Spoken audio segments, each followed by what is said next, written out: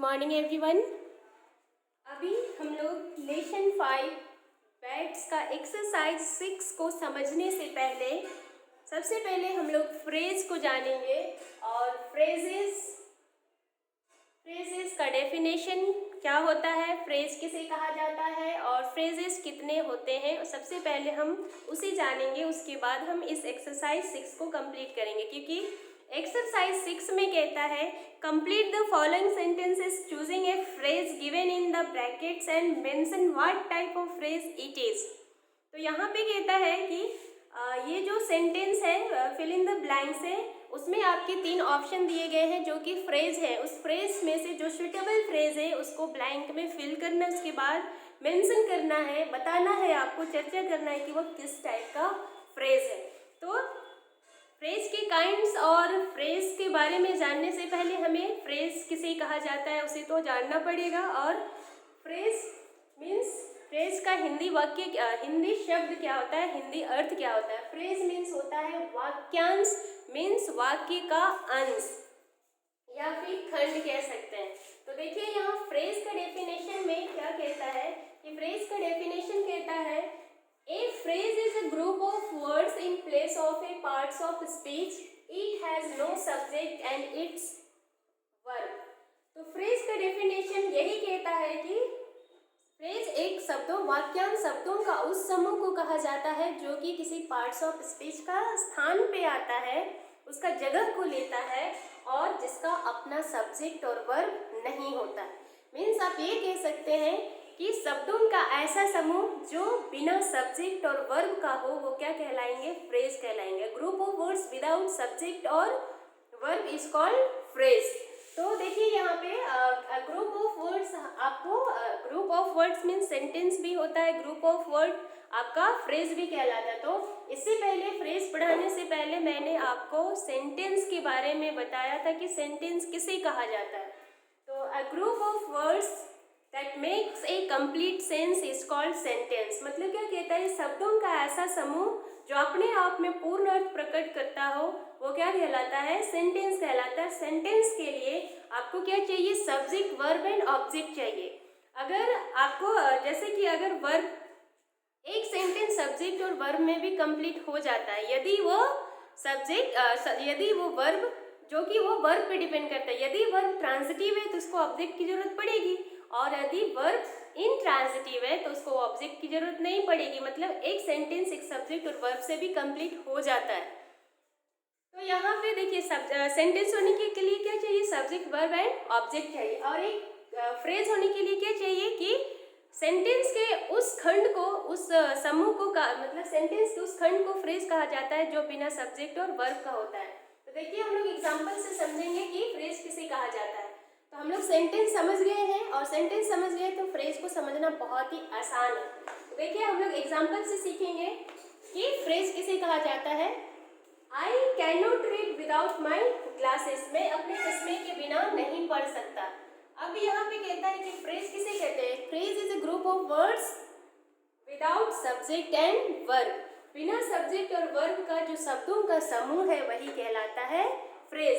अब यहाँ पे देखिए ये सेंटेंस है, I can not read without my glasses, मैं अपने ग्लासेस, अपने चश्मे के बगैर नहीं पढ़ सकता। तो अब देखिए मैंने आपको वर्ब पढ़ा दिया था, इसीलिए सब्जेक्ट एंड प्रेडिकेट भी मैंने वीडियो डाल दिया, इसलिए आपको समझने में आसानी होना चाहिए। यहाँ पे कहता है कि वाक्य में जिसके बारे में बातें की जाती है वही कहलाता है सब्जेक्ट। यहाँ किसके बारे में बातें होती है, मैं, आई के बारे में। आई क्या होगा, सब्जेक्ट होगा।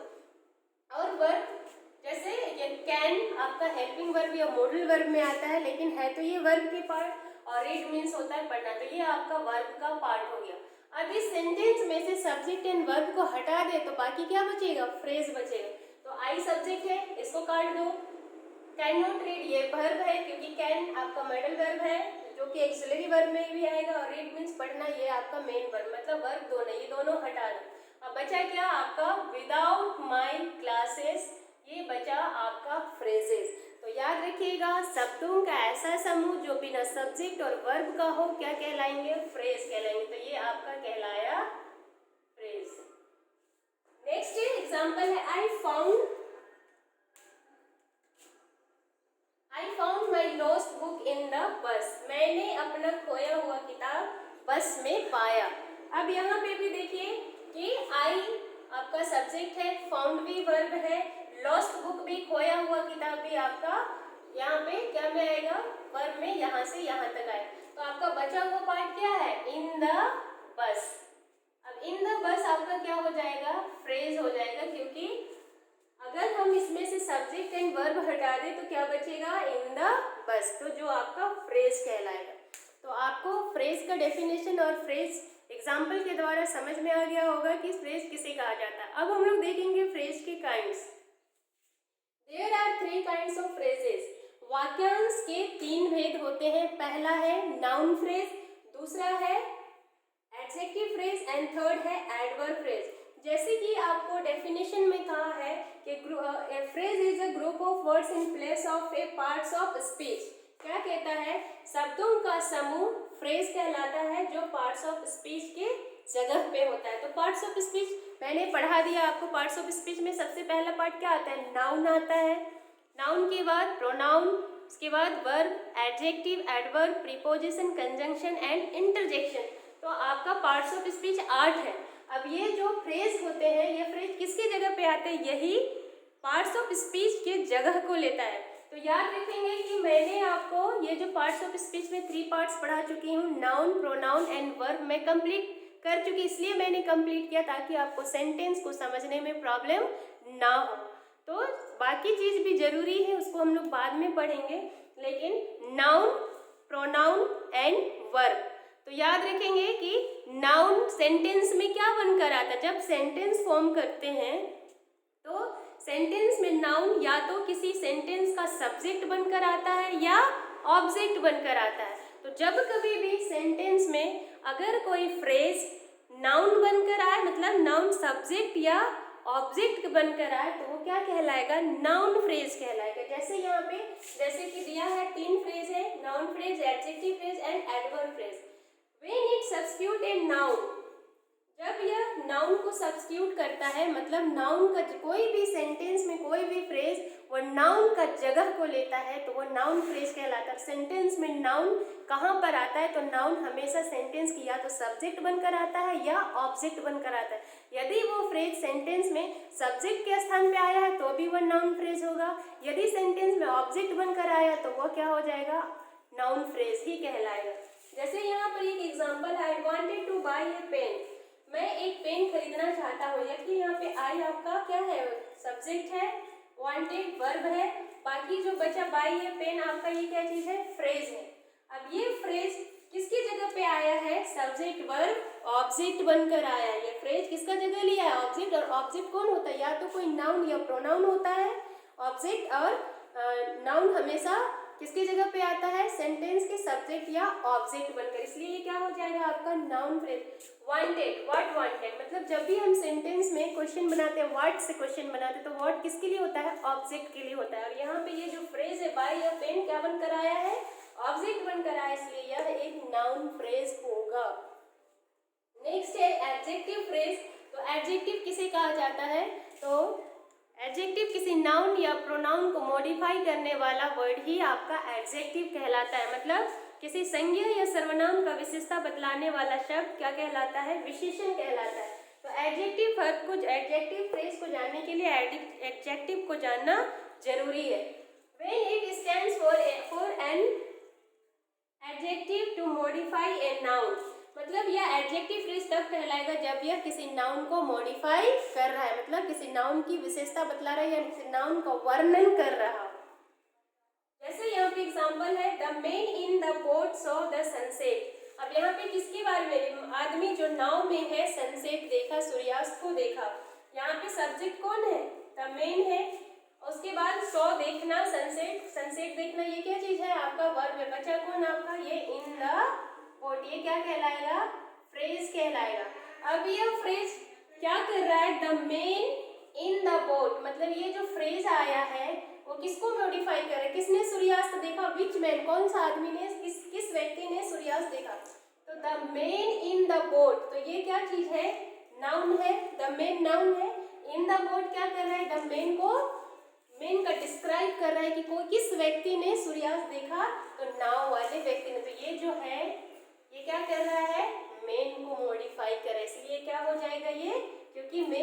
नाउन है और इसको ये मॉडिफाई, इसका ये वर्णन कर रहा है, इसलिए इन द बोट आपका एडजेक्टिव फ्रेज कहलाएगा। नेक्स्ट है adverb phrase. When it modifies a verb and adjective और एन एडवर्ब।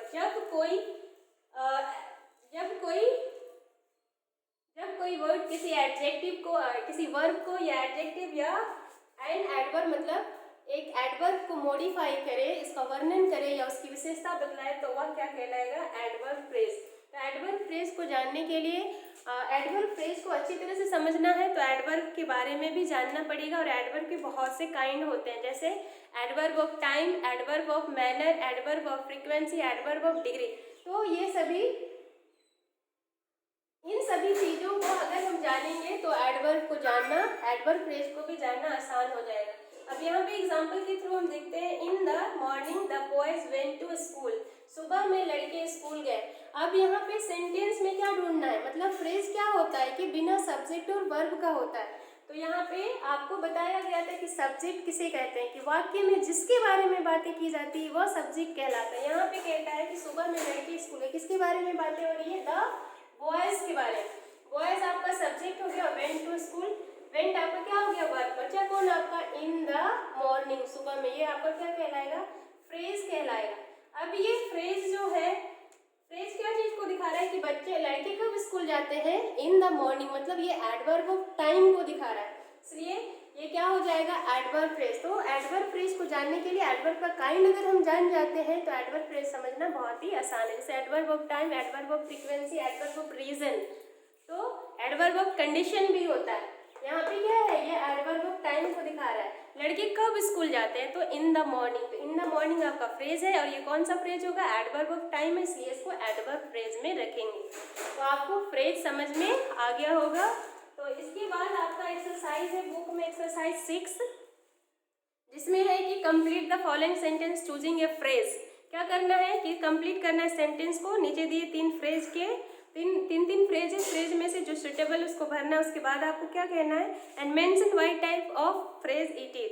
उसके बाद आपको चर्चा करना है, बताना है कि यह कौन सा टाइप का फ्रेज है, नाउन फ्रेज है या एडजेक्टिव फ्रेज है या एडवर्ब फ्रेज है। नेक्स्ट है आपका exercise 7। The following sentences contain noun phrases, adjective phrases and adverb phrases. Write the sentences in your notebook and then underline the phrases and mention if they are noun phrase, adjective phrase और adverb phrases। तो यहाँ पे सबसे पहले क्या किया है कि नीचे दिए गए जो वाक्य है उसमें से कोई नाउन फ्रेज है, कोई एडजेक्टिव फ्रेज है, कोई एडवर्ब फ्रेज है।